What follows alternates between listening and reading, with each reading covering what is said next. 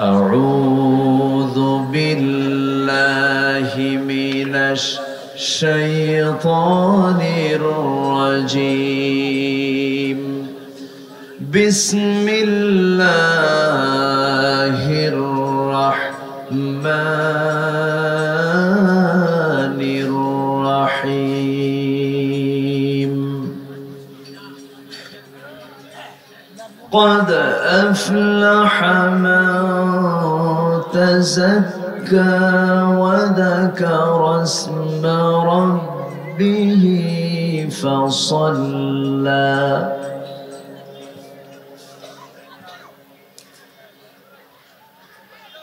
بل تؤثرون الحياة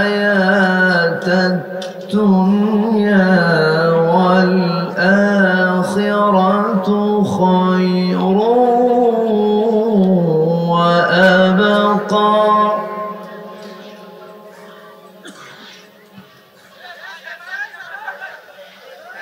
بل تؤثرون الحياة الدنيا والآخرة خير وأبقى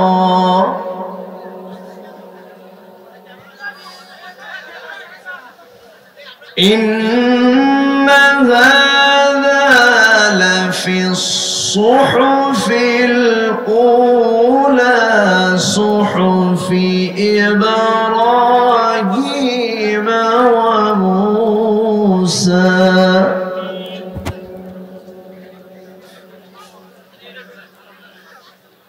الله أكبر بسم الله الرحمن الرحيم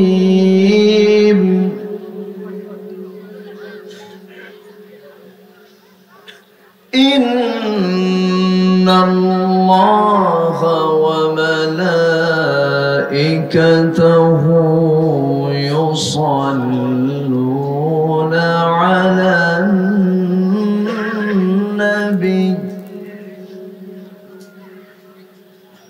يا أيها الذين آمنوا صلوا عليه وسلموا تسليما اللهم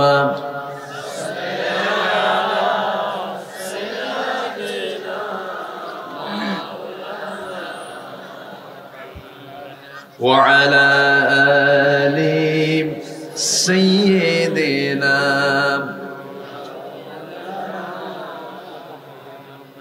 একটু মোহাব্বত দিয়ে নবীর প্রেমে মাতোয়ারা হয়ে জবান খুলে সবাই বলুন আল্লাহুম্মা সাল্লি আলা সাইয়্যিদিনা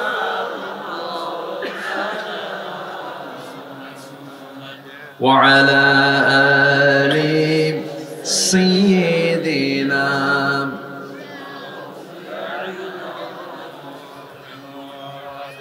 শিবে আবু তালিব সে এক কারাগার কাটলো সেথায় তোমার বহুদিন হলো পার না খেয়ে না ঘুমে কত রাত কেঁদে কেঁদে দিন কায়েমের তরে ধৈর্য ধরে ধরে হে রাসূল আল্লাহুম্মা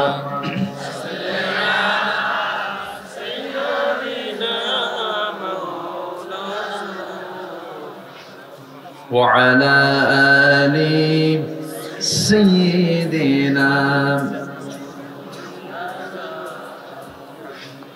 সবাই বলুন বালাগাল উলা বিকামালিহি কাশাফাত তুজা বিজামালিহি حسنت جميع خصاله صلوا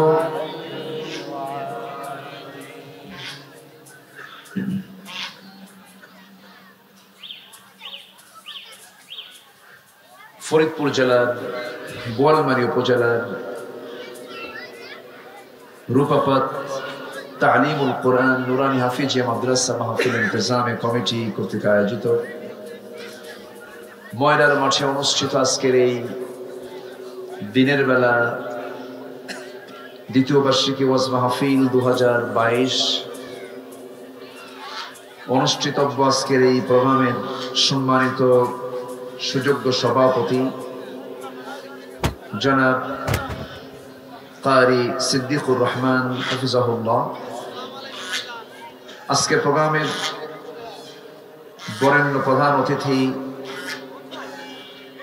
বোয়ালমারী মাটি মানুষের হৃদয়ের স্পন্দন বোয়ালমারী উপজেলা পরিষদের সম্মানিত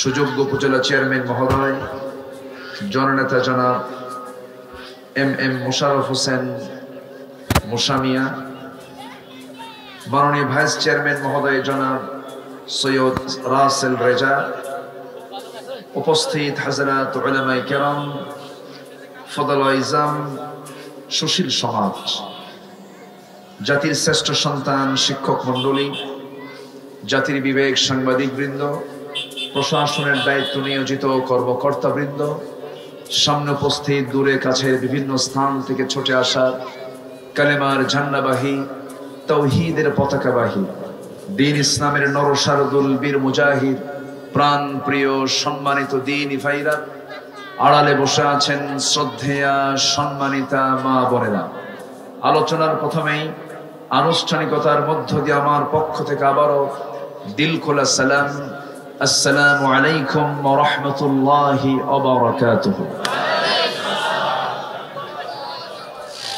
সবাই কেমন আছেন? আমাকে প্রশ্ন করলেন। আল্লাহ তাআলার মেহেরবানি, আল্লাহ তাআলা আমাকে আপনার কাতারেই রেখেছেন, বলছি আলহামদুলিল্লাহ। আপনি যেমন আমাকে দেখতে পাচ্ছেন না, আমিও দেখতে পাচ্ছি না, কিন্তু সামনে এতগুলো দিয়ে আমার পর্দার ভিতরে রাখছে। থামেন, বলি পর্দার মধ্যে রেখে দিয়েছে, সিস্টেমটা একটু ভিন্ন, একটু ভুল হয়েছে তাদের। এখন এটাকে ঠিক করতে গেলে আর সময় পাওয়া যাবে না, নাম্বার 1। নাম্বার 2 হলো মঞ্চ একটু উঁচু করলে এই সমস্যাটা আর হতো না, তখন আমাকে সবাই ঠিকভাবে দেখতে পারতেন। এই জন্য সব মিলিয়ে এখন যে অবস্থায় আছে সংসার ভাঙ্গার দরকার নাই, কথা বুঝেন নাই? যে অবস্থায় আছি বলি আলহামদুলিল্লাহ, জোরে বলি আলহামদুলিল্লাহ।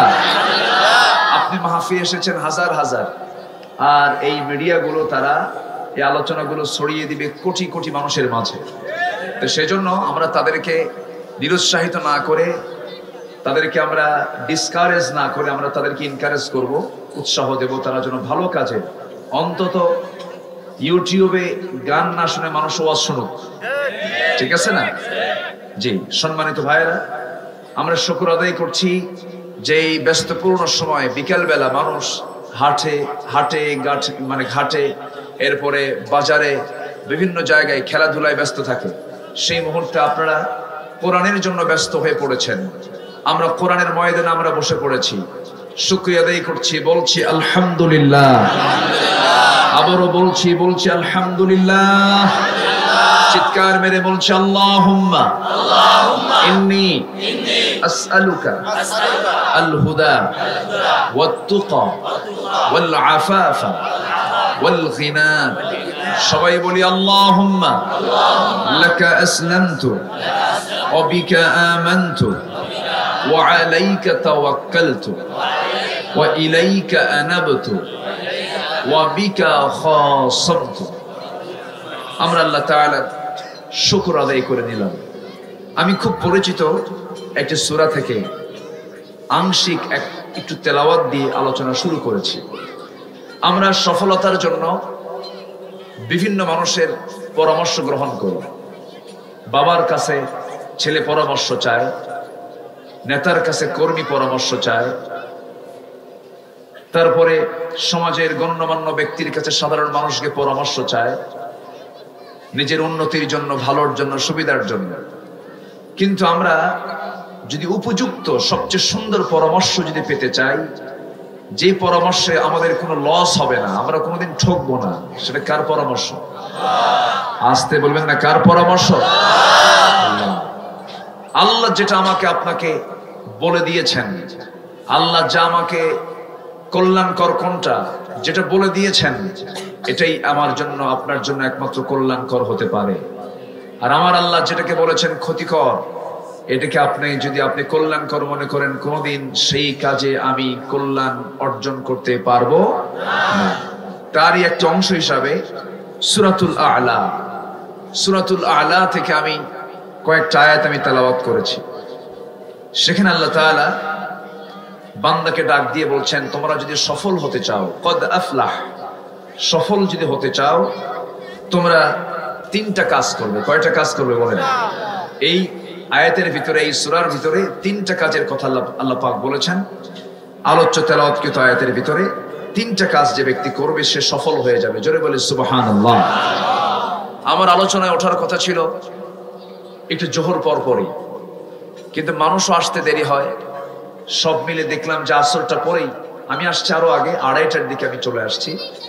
তো যাই হোক, সময় যদিও কম, তবে বিদায়ী হজের ভাষণ যে দিয়েছেন মুহাম্মদ সাল্লাল্লাহু আলাইহি ওয়াসাল্লাম, তিনি যে টাইম দিয়েছিলেন সেই টাইমের চাইতে আমার টাইম অনেক বেশি আছে।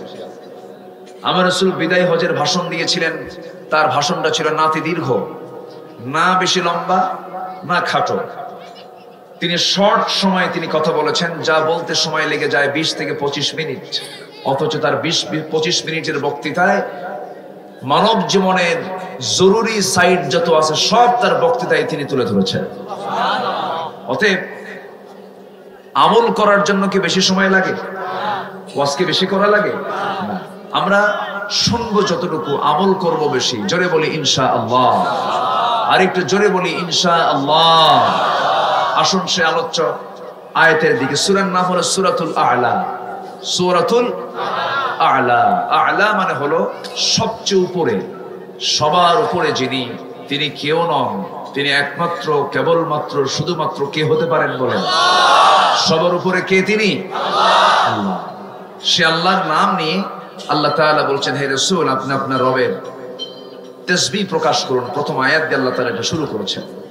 আল্লাহ রাব্বুল আলামিন বলেন, সাব্বিহ ইসমা রাব্বিকাল আ'লা আল্লাযী খালাকা ফাসাওয়া ওয়াল্লাযী قدر فهدى والذي أخرج المرعى فجعله غثاء أحوى سنقرئك فلا تنسى إلا ما شاء الله إنه يعلم الجهر وما يخفى ونيسرك لليسرى فذكر إن نفعت الذكرى سيذكر من يخشى ويتجنبها الأشقى الذي يصلى النار الكبرى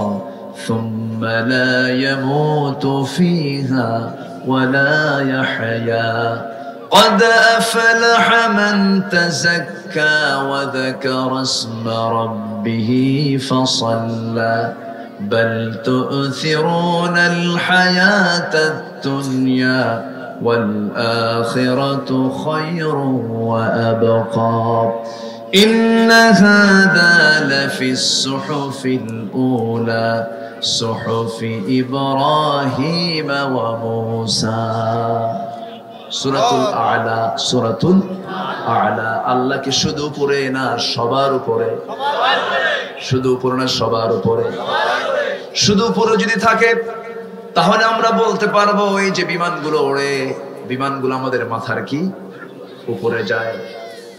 এরপরে আমাদের মাথার উপরে এই যে সূর্য দেখতে পাচ্ছি, এটা আমাদের মাথার উপরে থাকে, মেঘমেলা আমাদের মাথার উপরে থাকে, আকাশ আমাদের মাথার উপরে থাকে, এগুলো উপর।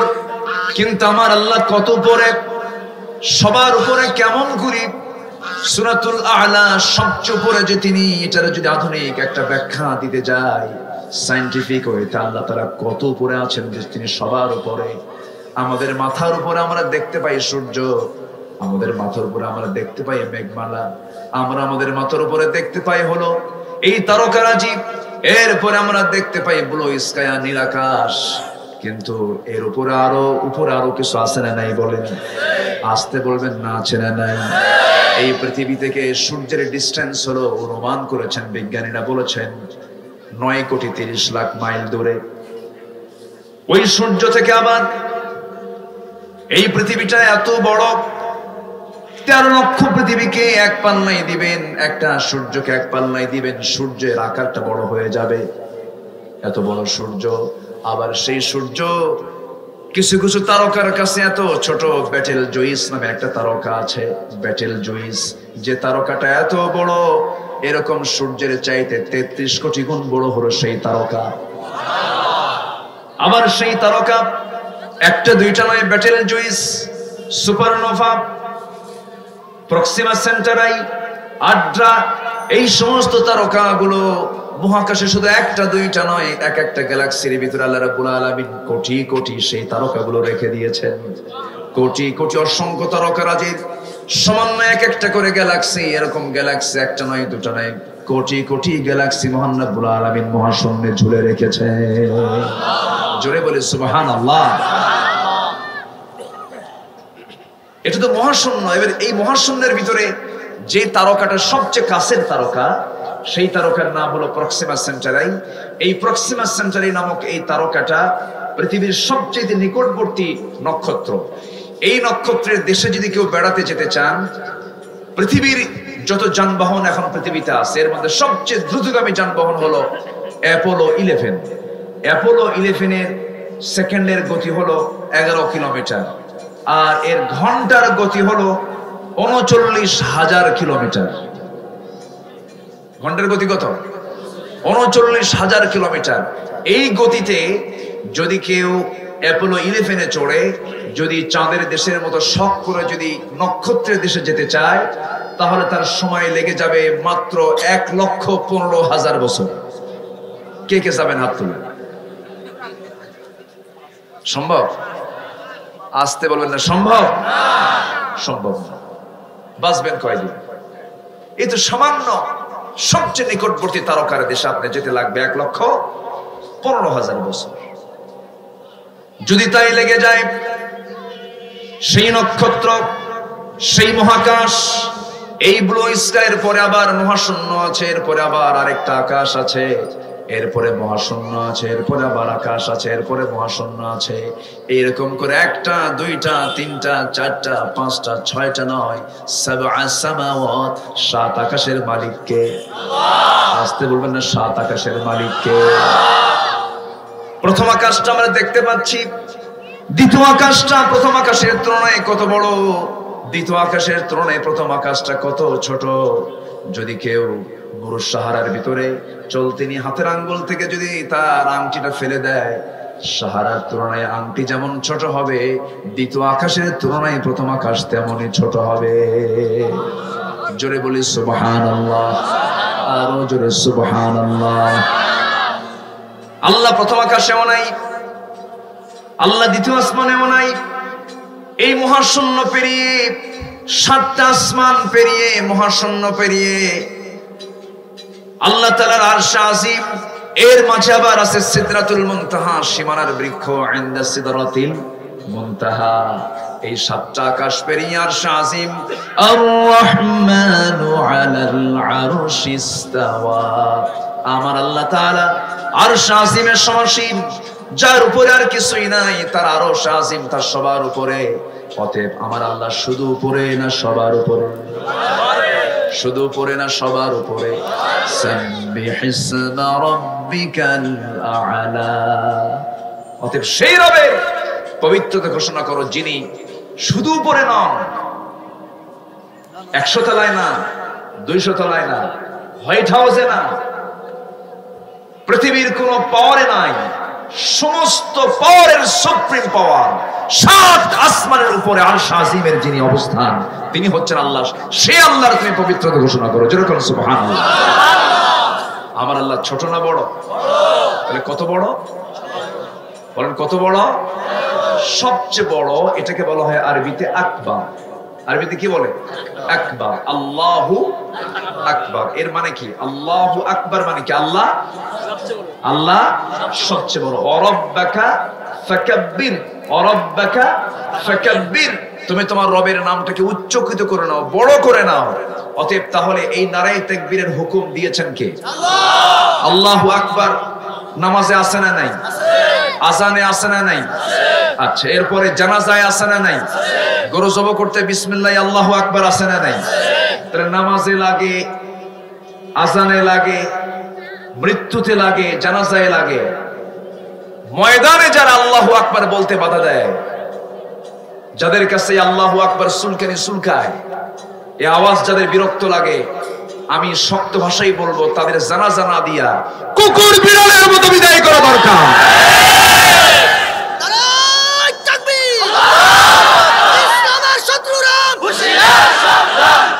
সম্মানিত ভাইয়েরা, জন্ম নিয়েছে আজান শুনে, ঠিক না? জন্ম নিয়ে নেই। এবং বঙ্গবন্ধুর যে ভাষণ ছিল, তিনি যে ভাষণ দিয়েছেন, সেই ভাষণের শেষ স্লোগানও ছিল নারায়ে তাকবীর আল্লাহু আকবার। ইতিহাস বোঝে না, কিছু ঘাপটি মারা কিছু নাস্তিকের বাচ্চারা আছে, আছে না নাই? কিছু দুষ্ট চক্র আছে, এরা ইসলামকে সহ্য করতে পারে না। গাঁজা খায় তো হুঁশ থাকবে কেন? গাঁজা খায়া রাজা হয়, বেহুশ হয়ে থাকে, কথাগুলো বলে মাতালের মতো। আমরা কারো নাম নেব না বড় করে, সবচেয়ে বড় নাম নেব কার নাম?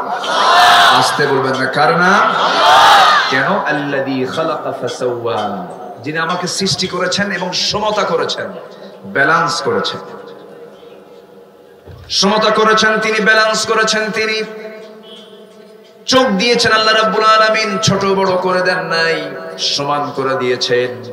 একজন সুন্দরী নারীর ডাহক চোখ দেখে যুবক পাগল হয়। তুমি চোখ দেখে পাগল হলে কিন্তু ওই চোখটা যিনি বানিয়েছেন, আগে পাগল হতে হবে কার? আগে পাগল হতে হবে কার? সুন্দরী নারীর পাগল আগে হব না আল্লাহর পাগল আগে হব? কিন্তু এখন পাগল হয় কার? তোমার ডাহুক ডাহুক চক্ষু, তোমার সুপ্রশস্ত কপাল, তোমার কালো কালো কেশ, তোমার গাঁথনি সুন্দর, মুক্তার দানার মতো দাঁত, তোমার সুন্দর মুচকি হাসি আমাকে নির্বাসনে পাঠিয়েছে। আমি পাগল হয়ে গেছি। এরকম আছে না নাই? বলেন কি সমস্যা কি? এখানে কথা বলে কেন? আচ্ছা বসেন, কথা বলা যাবে না এখানে। কথা বলা জায়েজ কয়জনের? বলেন কথা বলা জায়েজ কয়জন? একজন। একজনের কথা বলা জায়েজ আছে, না জায়েজ বলবেন, বুঝে নেন। এখানে কথা বলা জায়েজ কয়জনের? একজন। মসজিদে কথা বলা জায়েজ কয়জনের? একজন। এখানে সবাই কথা বললে তখন মাহফিল, তখন হবে বাজার। তখন কি হবে? বাজার। একটু ধৈর্য ধরুন, সময় খুবই কম তো। তবে আমি চেষ্টা করব সূরা আলার একটা সংক্ষিপ্ত নির্যাস আপনাকে দেবার জন্য। এলেম তো তেমন নাই, কিছু কথা বলতে চাচ্ছে। দেখেন আমাদের কথা বলা খুবই স্পর্শকাতর। কয়েকদিন আগে কবর নিয়ে এবং রওদা নিয়ে, কবর এবং রওদা নিয়ে কিছু কথা গোটা দেশে হচ্ছিল। রসুলের মকবরাকে, কবরস্থানকে কবর বলা যাবে না, রওদা বলতে হবে। আবার কেউ বলছেন না, কবর কবরই, মকবরাতুন নবী বলতে হবে। এটা বলতে নিয়ে আমি বলেছিলাম যে রওদা মানে হলো কবর, এই জাতীয় কোন আয়াত কোরআনে নাই। এই কথাটাকে এদের ইউটিউবাররা কাটছাট কইরা আমারে উল্টা দিছে। উল্টা দেওয়া বুঝলেন তো? হুজুর বলেছেন রওদা শব্দ কোরআনেই নাই। আমি তো রওদা মানে তো বাগান, জান্নাত, জান্নাতের কথা আসছে। কিন্তু কবর, ওয়ালা তাকুম আলা কবরিহি, ওয়ালা তাকুম আলা কবরিহি, কবর শব্দ দিয়ে কোরআনেও সমাধিকে, মুসলমানদের যেটা মৃত্যুর পরে রাখা হয় এটাকে কবরই বলা হয়, মাকবারা। বাকিল খারকাত, জান্নাতুল বাকি আমরা যে বলি, জান্নাতুল বাকির মূল এটা শব্দ না, মূলত শব্দ হচ্ছে বাকিল খারকাত। সেখানে 10,000 সাহাবী সেখানে শুয়ে আছেন। তো বিষয়টা হলো, এই শব্দটা বোঝাতে গিয়ে আমি যার সাথে আমার স্লিপ টানানো হতে পারে। রওদা শব্দ কোরআনেই নাই, এটা হয়তো স্লিপিং হতে পারে, কিন্তু রওদা মানে কবর এই জাতীয় কোন আয়াত নাই, এটাকে পেঁয়াজ লাগায় দিয়া একেবারে তুলকালা মন্তব্য লেখে, হুজুর কি পড়াশোনা করছো তুমি? মানে গিবতের আড্ডাখানা বানায় রাখছে এখন কিছু ফেসবুকের কিছু লোকেরা। আসতে বলবেন না, জোরে কোন ঠিক কিনা? জ্ঞানী কোনদিন অন্যজনকে বোকা বলে না, জ্ঞানী অন্যজনকে জ্ঞানী বলে, বোকা অন্যকে বোকা বলে, ঠিক কিনা বলেন? যে নিজে মূর্খ অন্যকে মূর্খ বলতে পারে, জ্ঞানী কখনো অন্য কাউকে মূর্খ বলতে পারে না।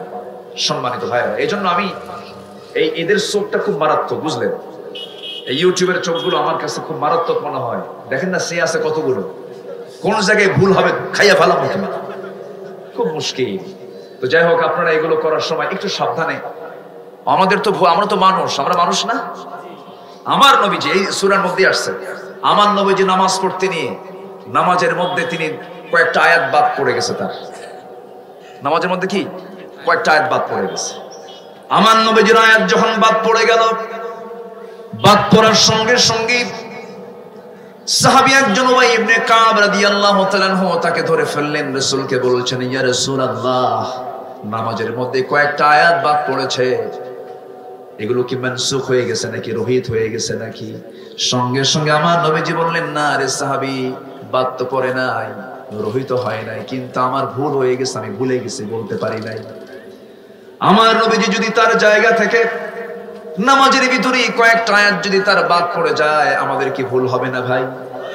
আসতে কোন কেন ভুল হবে না? আল্লাহ তাআলা তাকে সাহস দিয়ে বললেন, কি বললেন? সানুকরিউকা ফালা তানসা ইল্লা মা শাআল্লাহ। হে রাসূল, আমি আপনাকে পড়িয়ে দেব, আপনি ভুলবেন না যদি আল্লাহ চান। জোরে কোন সুবহানাল্লাহ। এই যে তিনজন হাফেজকে দস্তরবন্দি দেওয়া হলো, এই তিন নিজের চেষ্টায় যে হাফেজ হয়েছে এটা বলা যাবে না। সাহায্য করেছেন কে? আল্লাহ। আসতে বলবেন না, সাহায্য করেছেন কে? তাই যদি হয়, আমার নবীজি কোরআনের আয়াতগুলো নাযিল হয়, বারবার তিনি জিহ্বা দিয়ে আওড়াচ্ছেন, মুখস্থ করার জন্য চেষ্টা করছেন। আল্লাহ রাব্বুল আলামিন বলছেন, লা তুহাররিক বিহি লিসানাকা লিতাআজালা বিহি। হে রাসূল, আপনি আপনার জিহ্বাকে বারবার আওড়াবেন না মুখস্থ করার জন্য, এত কষ্ট করেন, আপনি এত অস্থির হওয়ার দরকার আপনার নাই। আমি আল্লাহ নিজে আপনার সিনার মধ্যে তা জমা করে দেব। জোরে বলি সুবহানাল্লাহ। অতএব কোরআন মুখস্থ রাখা এটা কার রহমত? আল্লাহ। আসতে বলবেন না, কার রহমত? আমি আমার ভাষায় বলবো না, আমি কোরআন এবং হাদিসের পরিভাষা অনুযায়ী, কোরআন এবং হাদিসকে সামনে রেখে যেটা বলতে চাই, যারা হাফেজ, এই যোগ্যতা যারা অর্জন করতে পেরেছে, তারা হচ্ছে এই পৃথিবীর একমাত্র আল্লাহর পক্ষ থেকে স্পেশাল বান্দা। স্পেশাল। ইয়ামামার যুদ্ধে, কোন যুদ্ধে জানো? যে বহু হাফেজ যে শহীদ হয়ে গেল, ইয়ারমুকের যুদ্ধে 70 জন হাফেজ শাহাদাত বরণ করলো। সংকট সৃষ্টি হলো। হাফেজদের একটা মূল্য, সম্মান কার কাছে আছে? আল্লাহ। আসতে বলবেন না, কার কাছে আছে? আল্লাহর কাছে আছে।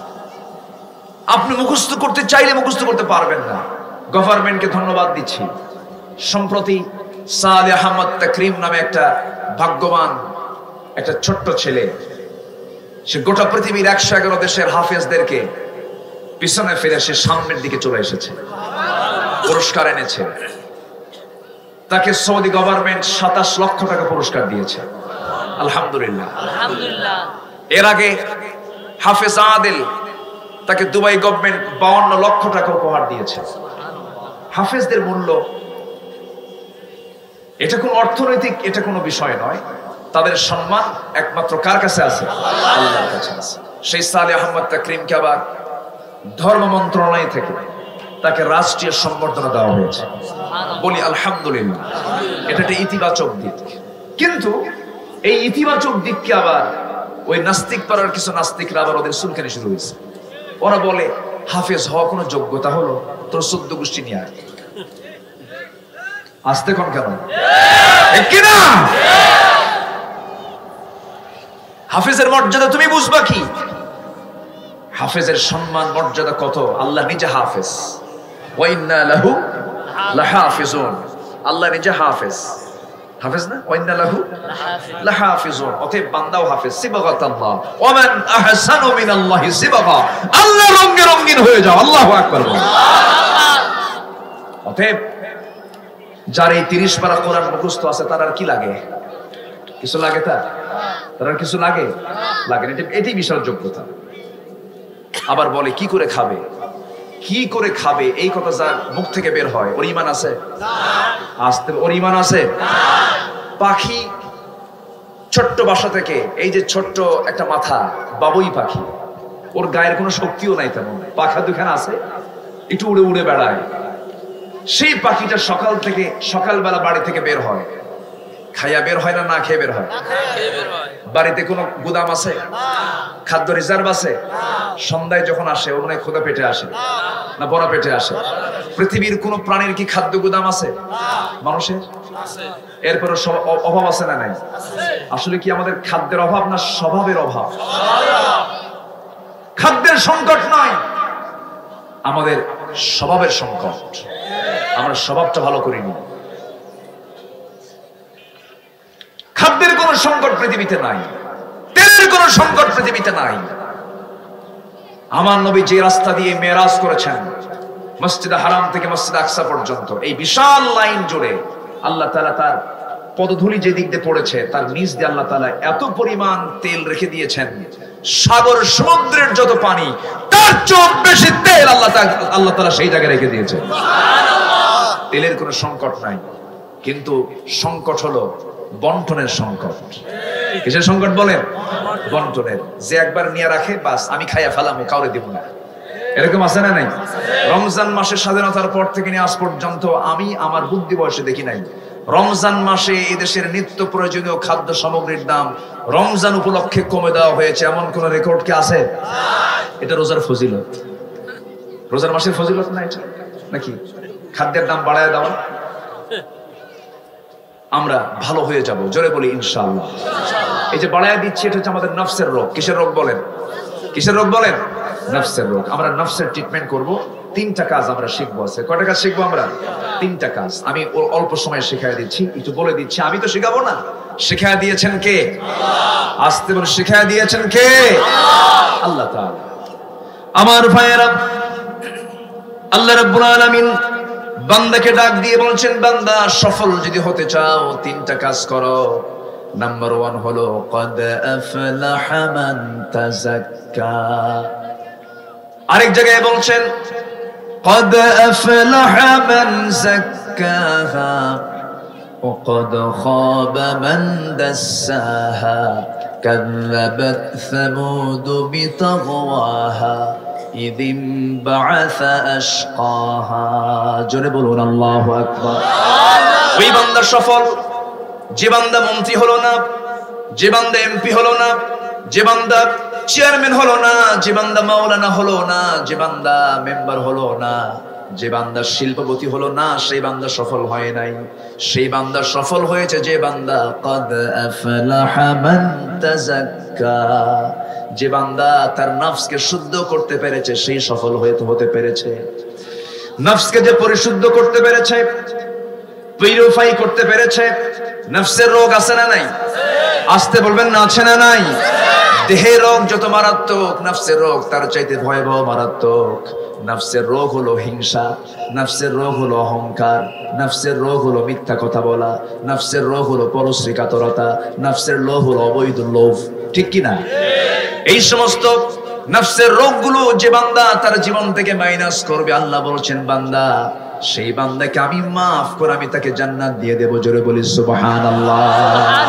আল্লাহ তাআলা বলছেন ক্বাদ আফলাহা মান ওয়া আম্মা মান খাফা মাকামা রাব্বিহি ওয়া নাহান নাফসা আনিল হাওয়া ফাইন্নাল জান্নাতা হিয়াল মাওয়া। জোরে বলুন আল্লাহু আকবার। যে বান্দা তার দিলের মাকামে আল্লাহর ভয়টা জাগ্রত করে নেবে এবং ওয়ানাহান নাফসা আনিল হাওয়া, নফসের দাসত্ব না করে, নফসের বিরোধিতা করে যে বান্দা আল্লাহ দাসত্ব করবে, আল্লাহ বলছেন আমি তাকে জান্নাতে মাওয়া নামক জান্নাত আমি তাকে দিয়ে দেব। জোরে বলি সুবহানাল্লাহ। নফস কি ভালো চায় না খারাপ চায়? নফস প্রথম চান্সে কি চায়? নফস তিন প্রকার। নফস কয় প্রকার বলেন? নফসে আম্মারা, নফসে লাওয়ামা, নফসে মুতমাইন্নাহ। মুতমাইন্নাহ হলো নবী রাসূলদের আত্মা। ইয়া আইয়াতুহান নাফসুল মুতমাইন্নাতু ইরজিই ইলা রাব্বিকি রাদিয়াতান মারদিয়াহ ফাদখুলি ফি ইবাদি ওয়াদখুলি জান্নাতি। জোরে বলুন আল্লাহু আকবার। লা উকসিমু বিল লাওয়ামা। লাওয়ামা হলো সাধারণ ঈমানদারদের আত্মা নফস। কেমন? একটা পাপ কাজ করে ফেলেছে, সঙ্গে সঙ্গে চোখের পানি ফেলে কাঁদে, আল্লাহ ভুল করে ফেলেছে, তুমি আল্লাহ আমাকে মাফ করে দাও। পাপের দিকে যায় আবার আফসোস করে পাপটা ছেড়ে দেয়, সেটা হচ্ছে নফসে লাওয়ামা। আর নফসে আম্মারা হলো ফেরাউনদের আত্মা, হামানদের আত্মা, নমরুদদের আত্মা। এরকম নফসে আম্মারা মার্কা নফস দুনিয়াতে আছে না নাই? আছে না নাই? আমার বন্ধুগণ, হৃদয়কে প্রশান্ত করতে হবে, হৃদয়ের ট্রিটমেন্ট করতে হবে, নফসের ট্রিটমেন্ট করতে হবে। মাঝে মাঝে আল্লাহর কাছে বলতে হবে, ইয়া মুকাল্লিবাল কুলুব সাব্বিত কলবি আলা দীনিক। হে অন্তর পরিবর্তনকারী, তুমি আমার অন্তরটাকে, কলবটাকে তোমার দ্বীনের উপরে সাবিত রাখো। এরকম করে করে অন্তরটাকে ট্রিটমেন্ট করতে হবে। হিংসা করা যাবে না। এই মাহফিল হচ্ছে সবে, আবার চাইও না কিন্তু। হিংসা আছে না নাই? আসতে বলবেন না, আছে না নাই? বলেন তো, এই জায়গায় যে মাহফিল হচ্ছে, এই জায়গায় যদি একজন নামাজে তৈরি হয়, এই মাহফিল হয়ে যাবে জান্নাতের কারণ। ঠিক কিনা বলেন? আপনার হয়তো স্বার্থের কিছু ব্যাঘাত হতে পারে, আপনার হয়তো ব্যক্তিগত কিছু ইগোতে লাগতে পারে, কিন্তু এত বড় মাহফিল, হাজার হাজার মানুষ এসেছে, সেই মাহফিল শুনে যদি একজন নামাজি তৈরি হয়ে যায়, আর আপনি যদি সেই কাজে কিছু টাকা দিয়া মন থেকে সহযোগিতা যদি আপনি করতে পারেন, এই কাজটা আপনার জন্য জান্নাতের কারণ হয়ে যাবে। কিন্তু এই যে বাধা দেই, এটা কিসের সমস্যা বলেন? কিসের সমস্যা বলেন? নফসের সমস্যা, নফসের প্রবলেম। নফসকে ট্রিটমেন্ট করতে হবে, নফসের চিকিৎসা করতে হবে। এই নফস খালি চায়, বাড়ি চাই, গাড়ি চাই, নারী চাই, টাকা চাই, পয়সা চাই, ক্ষমতা চাই, অর্থ চাই, দল চাই, পদ চাই, চেয়ার চাই। ঠিক না? আল্লাহ বলছেন তুই সবই চাবি, কিন্তু সেই চাওয়াটা হতে হবে বৈধ না অবৈধ? বৈধ না অবৈধ? ইসলাম সেই লোকটাকে চেয়ার দেবে না, ইসলাম সেই লোকটাকে নেতা দেবে, নেতৃত্ব দেবে না, তাকে নেতা বানাবে না যে নেতৃত্ব চেয়ে নেবে। রাসূল বলেছেন ইসলাম কোন ব্যক্তিকে যে চেয়ে নাই নেতৃত্ব তাকে দেয় না, যে চায় না তাকেই নেতৃত্ব ইসলাম দিয়ে দেয়। কিন্তু নেতৃত্ব নিয়ে মারামারি আছে না নাই? আসতে বলবেন না, আছে না নাই? কিসের দোষ এটা? কিসের দোষ? নফসের দোষ। নফসের ট্রিটমেন্ট আগে আমরা করব, নফসের চিকিৎসা আমরা আগে করব।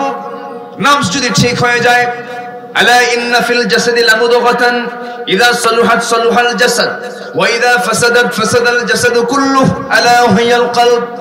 মানুষের দেহের ভিতরে এমন একটা গোশতের টুকরা আছে, যে গোশতের টুকরা যদি ঠিক থেকে যায়, গোটা বডি ঠিক থেকে যাবে। আর সেই গোশতের টুকরা যদি বেঠিক হয়ে যায়, সেটা গোটা দেহটা ক্যান্সার হয়ে যাবে, বেঠিক হয়ে যাবে। আলা ওয়াইয়াল কলব, সেটা হচ্ছে তোমার নফস, তোমার কলব। তোমার কলবটাকে তুমি ঠিক রেখে দাও। তবে হ্যাঁ, নফস, কলব এবং রূহের মধ্যে কিছু তফাৎ আছে। নফস হলো ইহকালীন চেতনা, রূহ হলো পরকালীন চেতনা। কলব হলো বাস্তবায়ন বিভাগ, রূহ হলো ফেডারেটিভ, আর নফস হলো আইন প্রণয়ন বিভাগ। নফসটা খারাপ কিছু চাবে, রূহটার সঙ্গে সঙ্গে বলবে না না, পরকাল আছে, আখিরাত আছে, আমার এই কাজগুলো করা যাবে না। কারণ রূহ তো কারণ নির্দেশ মেনে চলে না, রূহটা কার নির্দেশ মেনে চলে? ইয়াসআলুনাকা আনির রূহ কুলির রূহু মিন আমরি রাব্বি। রূহটা কার নির্দেশ মেনে চলে? আসতে বলবেন না, কার নির্দেশ মেনে চলে? এই নফসের চিকিৎসা করেছেন সাহাবায়ে কেরাম, এই নফসের চিকিৎসা করেছেন আম্বিয়া কেরাম। ইউসুফ আলাইহিস সালামের সামনে সবচেয়ে বড় পরীক্ষা এসেছিল, নারী জীবনের পরীক্ষা এসেছিল। আজকে দুনিয়াতে নারীর ফিতনা আছে না নাই? আজকে নারীদেরকে সবচাইতে বড় অস্ত্র বানিয়েছে ইউরোপ আমেরিকারা, পশ্চিমারা। মুসলমানদের তাহজিব, তামাদ্দুন, সংস্কৃতি, সভ্যতাকে ধ্বংস করার জন্য অ্যাটম বোমের চেয়েও তো ভয়াবহ একটা অ্যাটম বোম তারা তৈরি করে রেখেছে আমেরিকার হলিউড, ভারতের বলিউড। এই সমস্ত অপসংস্কৃতির ডিপো থেকে বেহায়াপনাগুলো গোটা দুনিয়ায় ছড়িয়ে দিয়ে মুসলমানদের ঈমানকে নষ্ট করার জন্য তারা মরিয়া হয়ে উঠতেছে। তারা ষড়যন্ত্র করছে, মুসলিম পরিবারের মেয়েদেরকে উলঙ্গ করে ঘর থেকে বের করে দিচ্ছে। এই জন্য আল্লাহ তাআলা বলছেন, বান্দারে তোমার নফসকে কন্ট্রোল করতে হবে। ইউসুফ আলাইহিস সালাতু ওয়াস সালামকে আল্লাহ তাআলা এমন একটা পরীক্ষা করেছেন, তার জীবনের সবচেয়ে বড় পরীক্ষা ছিল তার চেহারার সৌন্দর্য। সুন্দর চেহারার সৌন্দর্য আকৃষ্ট হয়ে একজন নারী তার দিকে ঝুঁকে পড়েছিলেন। সেই মহিলার নাম কি বলেন? কে বলেন? কে? জুলাইখা তার দিকে ঝুঁকে পড়েছেন। কিন্তু ইউসুফ আলাইহিস সালাতু ওয়াস সালাম ঝুঁকে পড়েছেন কার দিকে? আসতে বলবেন না কার দিকে? একজন পাগল আল্লাহর জন্য, আরেকজন পাগল পুরুষের জন্য। একজন পাগল নারীর জন্য, আরেকজন পাগল আল্লাহর জন্য। একজন পাগল পুরুষের জন্য, আরেকজন পাগলি হলো আল্লাহর জন্য। আসিয়া পাগল ছিলেন কার? আসতে বলবেন না কার? জুলাইখা পাগল হয়েছে কার জন্য? জুলাইখার জন্য, ইউসুফের জন্য। ইউসুফ আলাইহিস সালাতু ওয়াস সালাম সর্বশেষ করলেন কি? চক্রান্তের শিকারে পড়ে গেলেন। ছলে বলে কৌশলে ঘরের মধ্যে তুলে নিয়ে সর্বশেষ যখন প্রস্তাব দিয়ে ফেললো, জুলাইখা বলে ফেলতেছে, ইউসুফ শোনো, তোমার চক্ষু কত সুন্দর টানা টানা। ইউসুফ বলছেন, চোখের প্রশংসা করো না, এই চোখটা আল্লাহ তাআলা কিয়ামতের দিন টেনে টেনে তুলবেন, চোখ উপড়ায় ফেলবেন, চোখের কোনো গুনাহ করা যাবে না। আবার বলতেছে, তোমার চামড়াগুলো কত সুন্দর মসৃণ। তিনি বলছেন, এই চামড়াগুলো জাহান্নামের চিরুনি দিয়ে টেনে টেনে নিচের দিকে নামানো হবে। এরপরে বলছে, তোমার চুলগুলো কত সুন্দর মসৃণ, এই চুলগুলো থাকবে না, একদিন সব জাহান্নামের আগুনে শেষ হয়ে যাবে।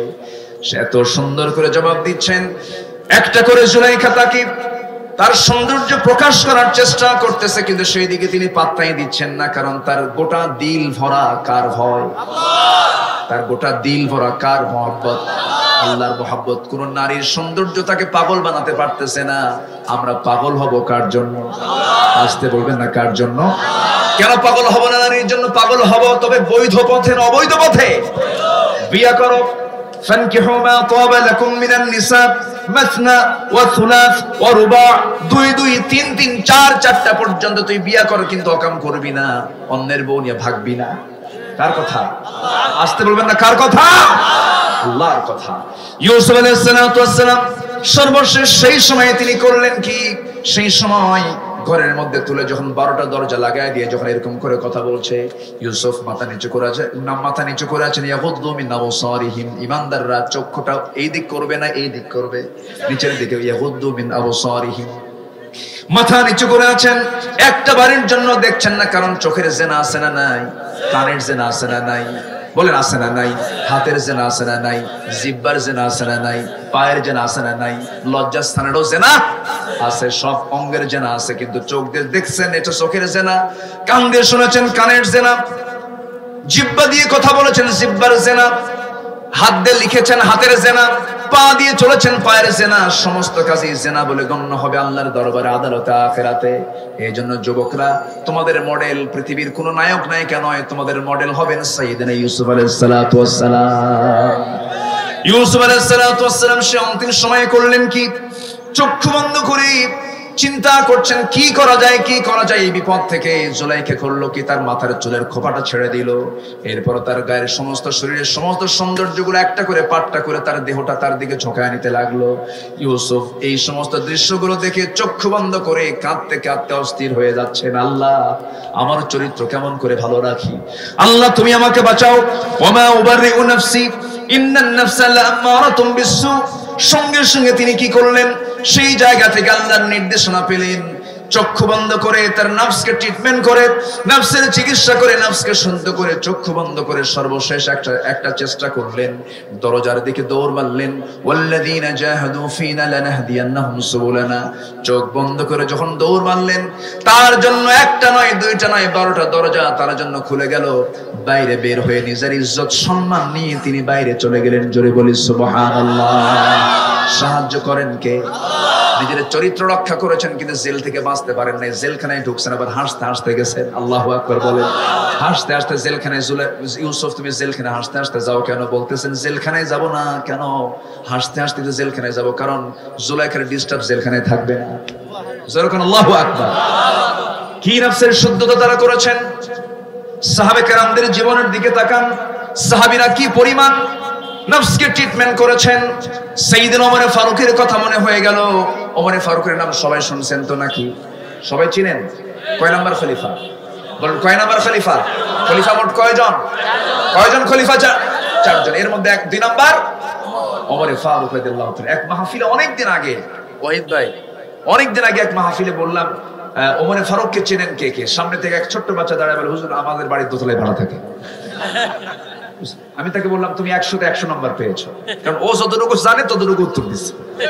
ওর জানাতে সে উত্তরে সে বিজয়ী।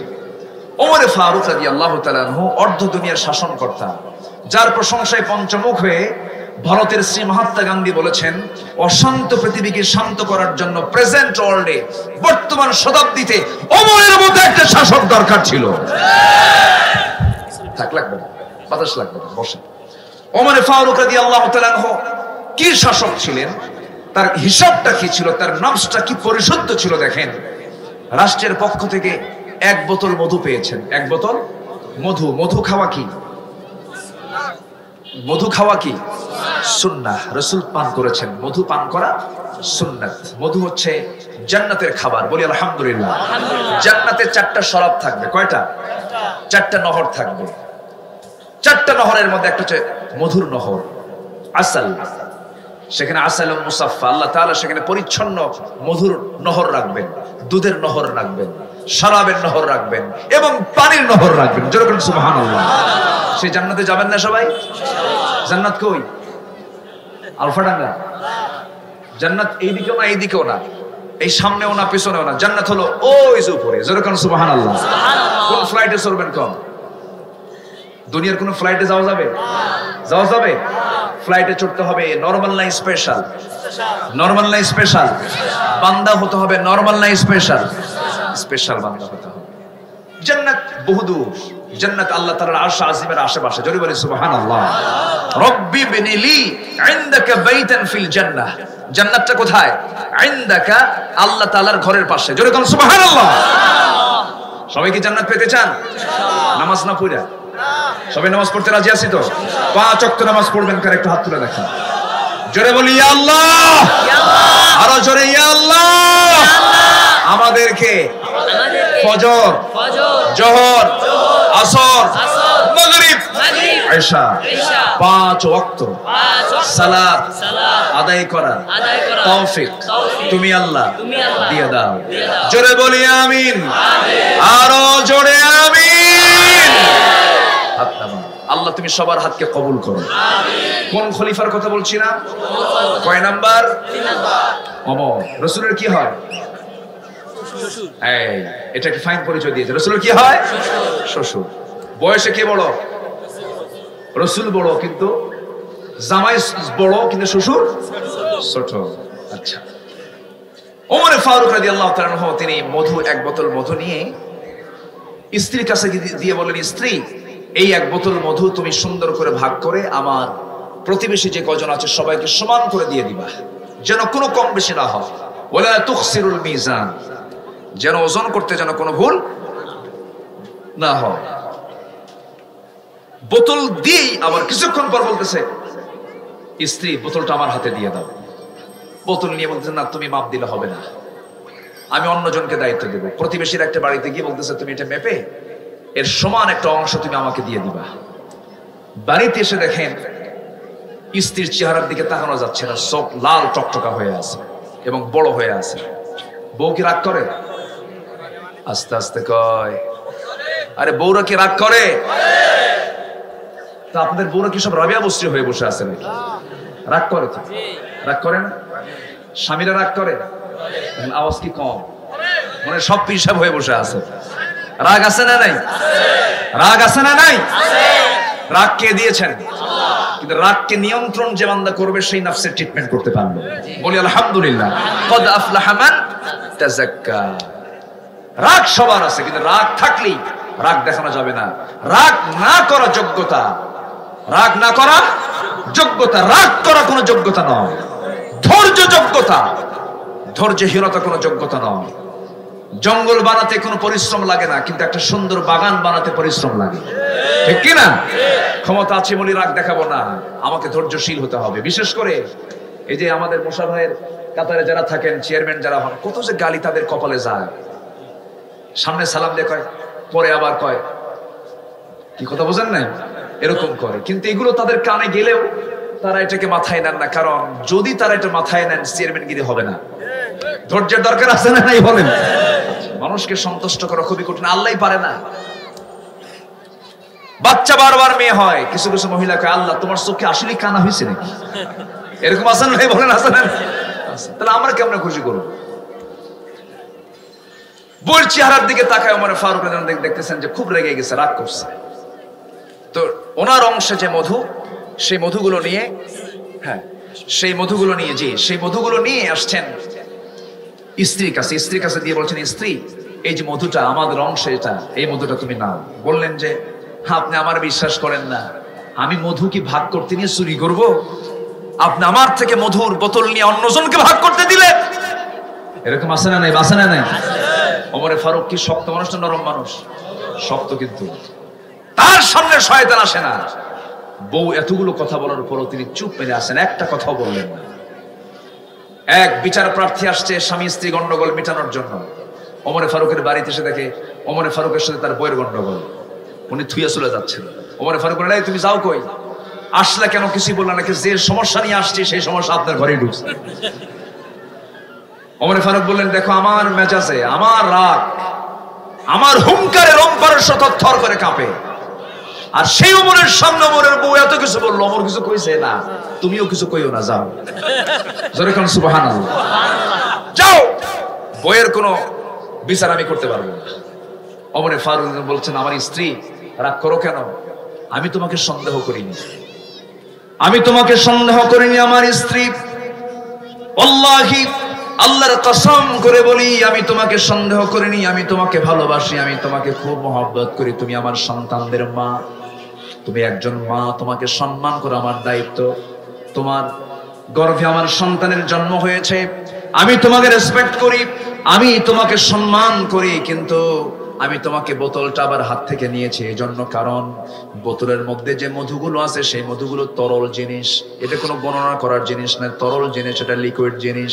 এই মধু যখন তুমি ভাগ করতে যাবে, এই মধু ভাগ করতে গিয়ে তোমার হাতে লেগে যাবে কিছু মধু, 2 ফোঁটা হোক, 3 ফোঁটা হোক, 4 ফোঁটা হোক, কিছু মধু যে তোমার হাতে লেগে গেল, এটা তুমি সমান ভাগে ভাগ করতে পারবা না। ওই যে 3 ফোঁটা 2 ফোঁটা মধু আমাদের ভাগে বেশি চলে আসবে। কিয়ামতের দিন যদি আল্লাহ তাআলা ওই 3 ফোঁটা মধুর জন্য যদি আমাকে প্রশ্ন করেন, সেই জবাব আমরা দিতে পারবো না। قد أفلح من تزكى وذكر اسم ربه فصلى। ওই সমস্ত বান্দারা সফল যারা নফসের ট্রিটমেন্ট করতে পেরেছে, নফসকে শুদ্ধ করতে পেরেছে, এবং সর্বক্ষণ তার মুখে কার জিকির করতে পেরেছে। আসতে বলবেন না, কার জিকির? নাম্বার 3 হলো, সবচেয়ে বড় জিকির হলো আযান যখন হবে, ওই জিকিরের মূল হক হলো ফাসাল্লা, এরপরে যে নামাজটা আদায় করতে পেরেছে। এই 3টা কাজ যে বান্দা করবে, সে বান্দা হলো মহা সাফল্যে সাফল্যবান হয়ে আল্লাহর 8টা জান্নাতের দরজার সামনে পৌঁছে যাবে। আল্লাহ কবুল করুন, আল্লাহ কবুল করুন, আল্লাহ কবুল করুন। কেউ যাবেন না। আমি খুবই খুশি হয়েছি এই বিকেলে, পরন্ত বিকেলে, গধূলি বেলা, বৃষ্টি হলদেটে রঙিন সূর্যের নিচে আমরা বসে, সন্ধ্যার একটু পূর্বক্ষণে আমরা বসে বসে আলোচনাগুলো শুনছি। এই মাহফিল যেন আমাদের আখিরাতে, আদালতে আখিরাতে যেন আমাদের বিশাল একটি নাজাতের মাধ্যম হয়ে যায়। জোরে বলি আল্লাহুম্মা আমিন। আল্লাহ তুমি মাহফিলকে কবুল করো, জোরে বলি আমিন। মাদ্রাসার উদ্যোগে মাহফিল আজ, কেউ যাবেন না, আমি সবাইকে নিয়ে একসঙ্গে দোয়া করতে চাই। সবাইকে আমার সঙ্গে দোয়া করবেন না? দোয়ার দরকার আছে না সবার? বাপ মা আছে না নাই? আত্মীয় স্বজন আছে না নাই? কবরবাসী হয়েছেন, এত মানুষ নিয়ে আপনি দোয়া করার সুযোগ অন্য সময় নাও পেতে পারেন। আমরা একসঙ্গে এখান থেকে দোয়া করে উঠবো। তার আগ দিয়ে মাহফিলের ভলেন্টিয়ার আপনাদের কাছে একটু যাবে, এবং আমাকে বলেছেন, তারা একটু আগেই বলেছেন, সময় যেহেতু কম, সব দিকে আমি খেয়াল করে যতটুকু পেরেছি আমি কিছু কথা বলার, সবার কাছে একটু আরজ রাখবো। কিছু কি দেওয়া যায়? আল্লাহর পথে কি কিছু দেওয়া যায়? সবাইকে দিতে রাজি আছেন? সবাইকে দিবেন ইনশাআল্লাহ? আচ্ছা।